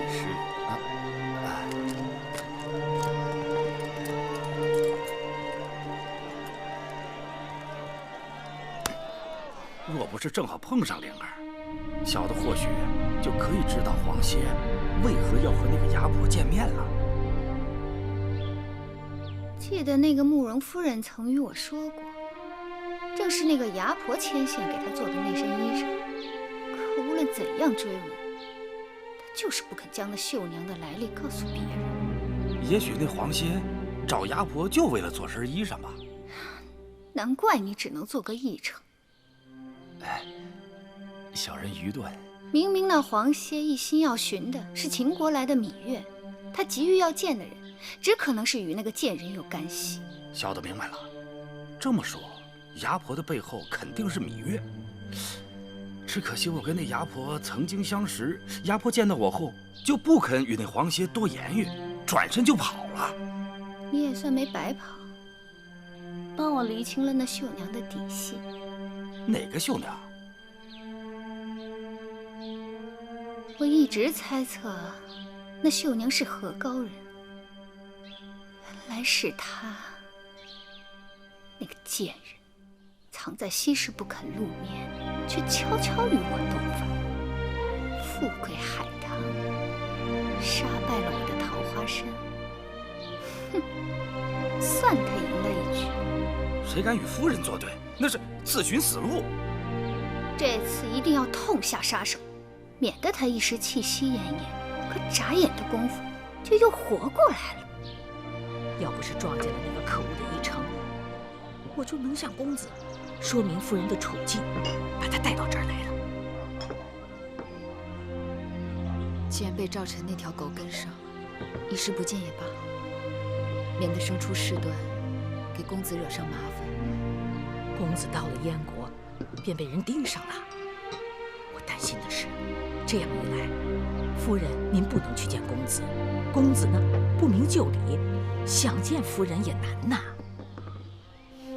婆婆不要着急，总会有办法的。哦，听到那个与玉成搭话的妇人说，国相夫人正在到处寻找给慕容夫人做衣裳的绣娘。她还是不肯对我们放手。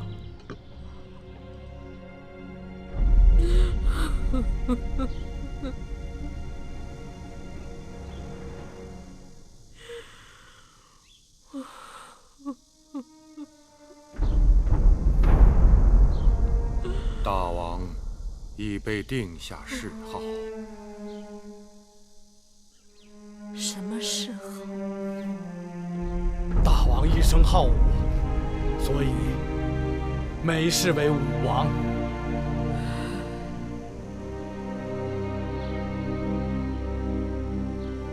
武王薨了，会后切勿伤心过度，坏了身体。大秦还需要会后整操国事。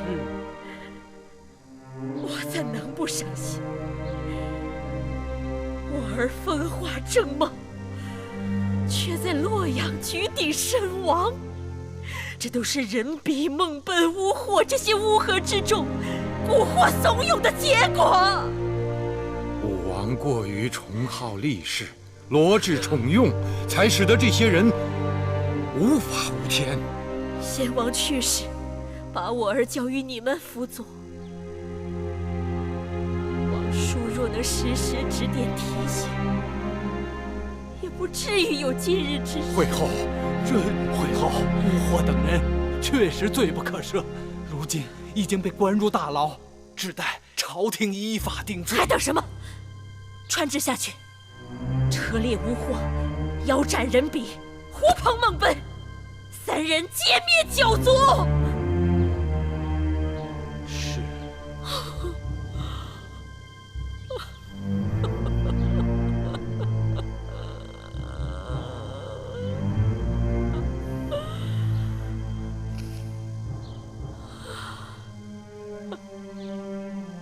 其实我也知道，当儿之死，怪不得你们。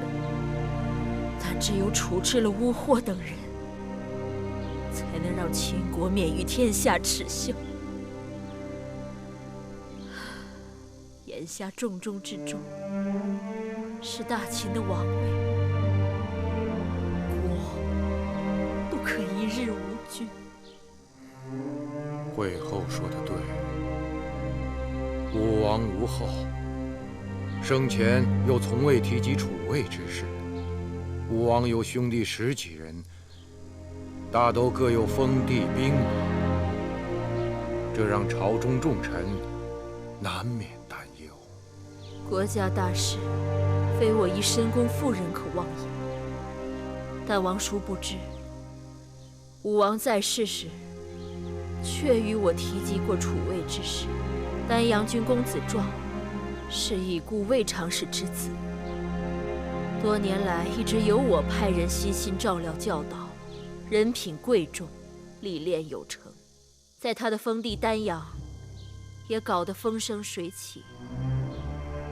当儿一直看重这个兄弟，曾与我说，若有一日他弃世时无子息，可将王位传于公子壮。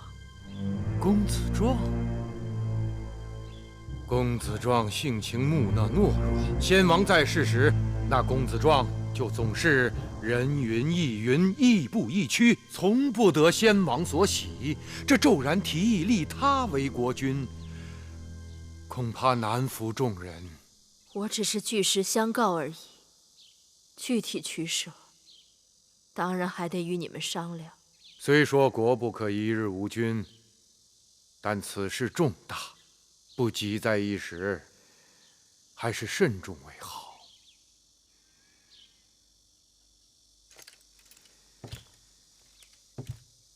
老臣在前朝还有政务打理，就先告退了。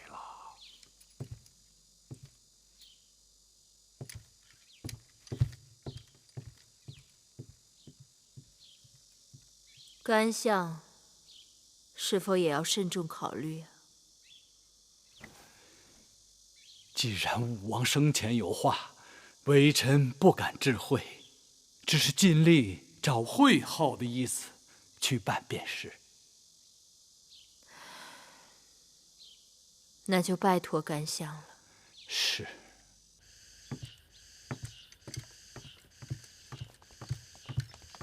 楚离子。武王后，魏夫人。王叔留步，魏仪有一事请教。夫君薨了，这国事都有劳王叔主持，可这王位空置也不是长久之计。不知这新王继位一事何时会有着落？武王后尽可宽心，秦国国君受之天命，都会按照祖宗的规制去办。什么规制？国君薨了，若有太子，则太子继位；若无太子，则后嗣继位；若无后嗣，则……这就对了。都说王叔耿直忠厚，定会秉公办事，果然不错。魏夫人此言何意？若有太子，则太子继位；若无太子，则后嗣继位。武王有后啊，望王叔明示朝堂上下，免得一个个为了争王位争得跟乌眼鸡似的。武王有后？哎呀，王叔竟然不知啊！姨儿她有喜了，武王后有了身孕，也就是说武王他有了后人。那你说这继位之事，这是何时的事情？昨日太医刚刚诊出胎脉，说已经快3个月了。虽不知是男女，但能为夫君留下血脉，自然是欣慰之事。楚离子，那这秦国的国君，既然武王后有了身孕，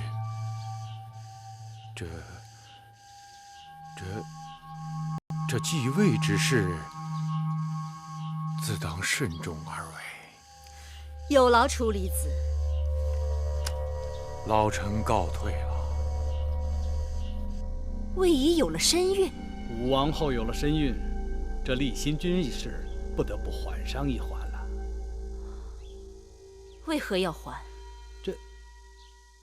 这有了后嗣，按照规制。甘相糊涂，后嗣指的是男儿，就算武后有孕，男女未知。再说妇人产子，九死一生，其中变数极大。但王位空置，引得众公子垂涎觊觎，随时可能因互相争执而引发战乱。正是因为如此，微臣才劝会后要三思而行。诸公子得知武王猝死，个个拥兵自重，蠢蠢而动。其中实力最强者为公子华所部，还有几位公子和他结成死党，而武王后和魏夫人背靠公子华的实力，借助腹中胎儿指令天下，轻而易举便可与惠后抗衡。既然公子华是根扎手的刺，为何我们不想法子拔掉它？难啊！公子华身为长子，又有军功在身，就算有的公子们心里不服，当面也要忍气吞声。哼，制服这种人，得用巧力。我听说当年齐景公手下有3壮士，力大无比，难以辖制。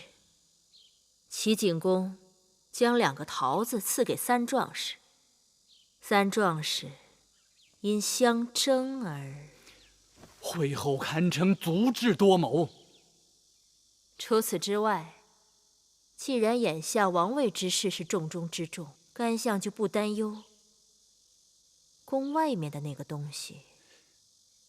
什么东西？干相不会不知道先王去世之后宫中的谣言吧？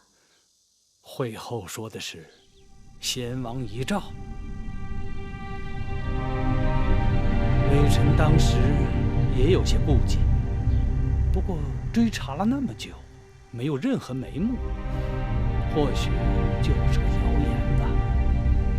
可我越来越相信，那东西真的存在，还没出来，只因时机未到。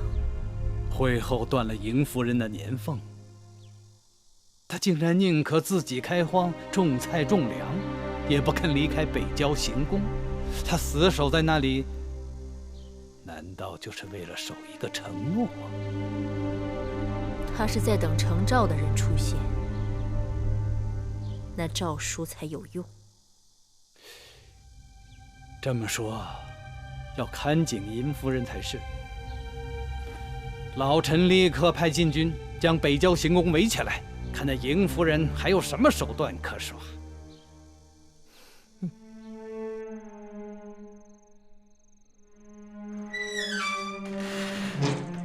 右大人，快请。来了。夫人，宫外都被封锁起来了，你是如何进来的？那惠后也不可能一手遮天，禁军中好歹有几个是我自己的人。你快坐下吧。你要是再不来，我真的要急死了。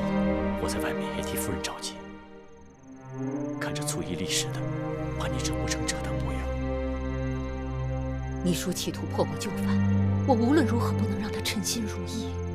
你贵为大清公主，却受如此百般折磨，如今连走路都不灵便了。病痛只是小事，眼下大清危如累卵，险象环生，是你我该把芈月和公子季请回来的时候了。但此事干系重大，需极为谨慎。若万一遭遇了风声，夫人性命堪忧啊！我活到今日，早已把生死置之度外，受人之托，忠人之事。你赶快回去准备马匹行装，日服夜行，千万不能让他们盯上你啊！快走吧。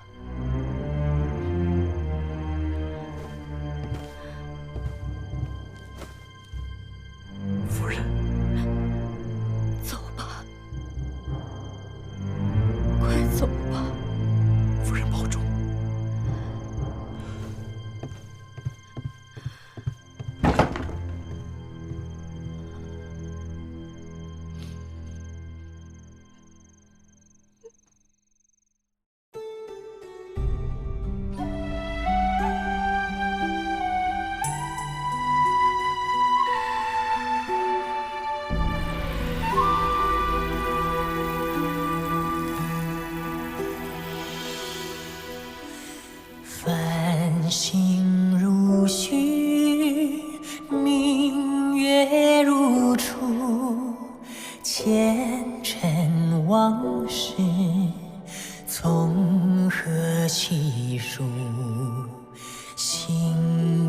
有情丝万千束，却剩得一缕孤独。春花开谢，秋草又枯，盛衰荣辱，如何细数？你水暖，为谁寒？换不回一人入骨。尝尽悲欢离合人间苦，却怎么咫尺天涯陌路？去倾诉是一度，去情再相负。愿为你平静柔情傲骨，望尽相思红颜凋零处。我只愿与你朝朝暮暮，爱如心，恨如骨，生死再相负。愿为你永生永世守